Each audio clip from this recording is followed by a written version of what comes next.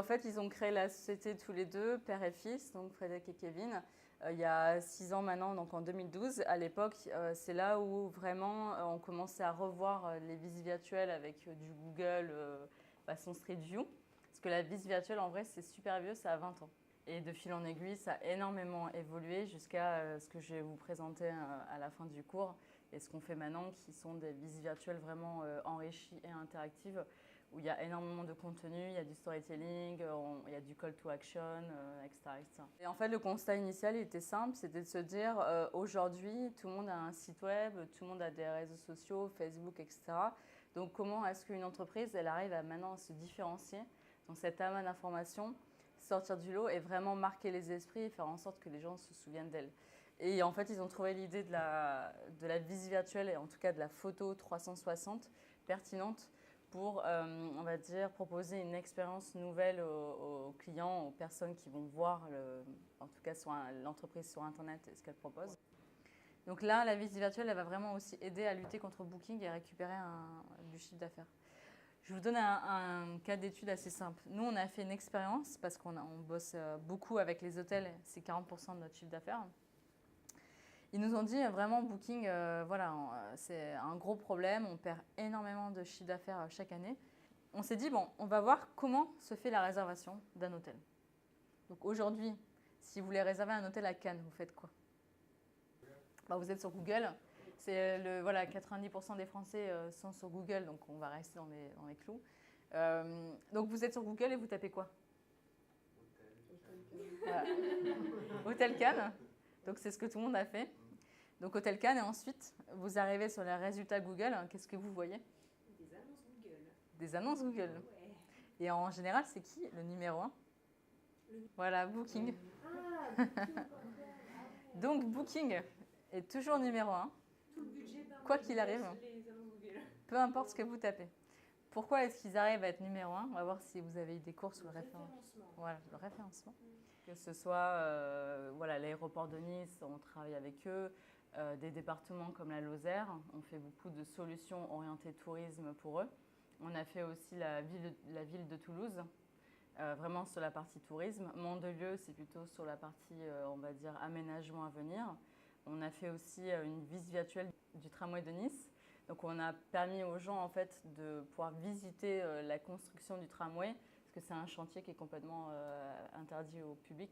Donc l'avantage c'est de rendre des zones inaccessibles au grand public. C'est l'intérêt aussi de l'outil. Réalité augmentée. Donc là vous voyez qu'il y a déjà des éléments qui apparaissent. Le monde réel est là, donc vous le voyez. Par contre, vous avez une expérience qui est complètement améliorée par des éléments fictifs. Et réalité mixte. Donc là, c'est les deux mondes sont complètement mélangés. Et la particularité, c'est qu'il y a aussi la notion de pouvoir interagir, donc de pouvoir toucher les éléments et vraiment qu'il y a une manipulation à la fois du monde réel et du monde physique. Donc c'est comme ce que je vous disais, vous manipulez une machine, donc vous la touchez. En même temps, les informations vont changer selon la manipulation que vous faites. C'est pour ça que je vous disais, c'est beaucoup plus complexe aussi à mettre en route. Vous êtes en immersion dans un environnement.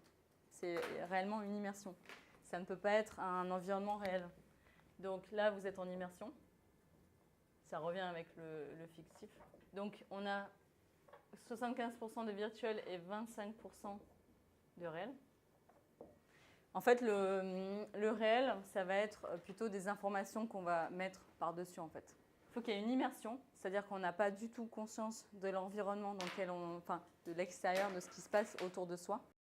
Aujourd'hui, vous avez des grosses boîtes comme eBay qui sont en train de réfléchir à du V-commerce et comment est-ce que demain, vous pouvez faire vos achats sur la plage avec votre masque de réalité virtuelle parce que demain, ils se disent que tout le monde aura un masque. Donc, vous pourriez vous en servir n'importe où, quoi. Donc, ça, c'est l'idée. Après, au niveau des secteurs d'activité, c'est pour ça que je vous disais c'est important parce qu'en fait, on se rend compte que ça marche pour n'importe quel type de secteur et qu'on n'est pas exclusivement dans le jeu vidéo. Mais aujourd'hui, la grosse part on va dire, du business, pour 2025, elle se fera sur la partie retail. Donc, c'est ça que je vous disais, comment est-ce que demain, Amazon, eBay, etc., ils vont pouvoir révolutionner l'acte d'achat et comment on consomme, comment on achète. Dans la santé, aujourd'hui, ils opèrent avec des masques de réalité virtuelle. D'ailleurs, je vous encourage à vraiment regarder. Vous avez un vétérinaire, je crois qu'il est à Londres, en tout cas par là. En fait, il opère les animaux avec ce type de masque. En fait, l'idée, c'est qu'il arrive à modéliser, par exemple, comment on dit, la colonne vertébrale du chien. Et il arrive, en fait, avec le masque, à pouvoir venir voir dans le squelette comment la pièce qu'il aurait créée en impression de 3D, que le mec, c'est un fou, quoi. Il faut vraiment regarder ce qu'il fait. Il crée donc la pièce de l'os manquant en 3D et ensuite il vient voir avec ses modélisations, il arrive à voir le squelette sous toutes ses facettes à travers le masque et voir comment lui, il faut qu'il aille insérer cette pièce dans le squelette pour pas se bourrer, quoi. Donc après, bon, tout ce qui est ingénieur, on l'a vu précédemment, tout ce qui est réparation, militaire aussi. En fait, ils les mettent en immersion dans des terrains type, je sais pas, en Irak ou dans des pays comme ça. Ils reproduisent en fait des expériences, donc des scènes de combat, et ils voient comment eux, ils s'adaptent à ce type de scène. Et donc du coup, ça veut dire qu'ils peuvent s'entraîner sans forcément aller sur le terrain, sans forcément se faire tirer dessus aussi, parce que c'est virtuel. Et ils peuvent reproduire l'expérience autant de fois qu'ils veulent. Donc derrière, on se rend bien compte qu'en termes d'entraînement, ça donne des possibilités incroyables et que c'est beaucoup plus pratique de s'entraîner de manière virtuelle que d'aller sur le terrain. Ça ne veut pas dire qu'ils ne vont pas sur le terrain, quand même. Mais voilà, on voit bien le potentiel. Maintenant, vous avez carrément la possibilité de voir des concerts en direct à travers des masques de réalité virtuelle. Donc, admettons, demain, vous voulez aller voir un super concert, je ne sais pas, à Los Angeles, mais où vous n'avez pas pu avoir de billets. Et bien, vous prenez votre masque et le soir même du concert, vous vous mettez dans votre chambre avec vos potes, on n'en sait rien. Et là, vous êtes directement dans le concert et vous pouvez être soit dans la foule, soit dans les gradins, enfin, sur scène, pourquoi pas. Donc ça, ils le font déjà. Hein. Donc c'est pour ça qu'il faut réfléchir à qu'est-ce qu'on peut faire de différent, quoi. Donc là, l'avantage, c'est qu'on peut vraiment voir tous les détails du produit. Ça permet aussi de déclencher le coup de cœur parce que réellement là, on voit l'objet parfaitement. Il n'y a pas de doute possible. Et ça permet vraiment aussi d'augmenter le taux de conversion des sites e-commerce.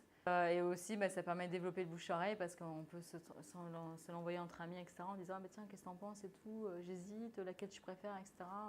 Voilà, donc pour finir, là, l'idée c'était de vous montrer que tous ces supports 360 degrés, aujourd'hui, on peut vraiment les utiliser pour un tas de scénarios très différents, que ce soit raconter simplement une histoire, on parlait de Nespresso, etc., que de promouvoir un produit, un service, ça peut être Oreo avec son usine un peu fantaisie, que de faire découvrir ou tester donc un produit, ça peut être pourquoi pas une simulation dans une voiture BMW. Voilà, créer un événement, faire parler de la marque, on est toujours dans comment on arrive à faire du buzz.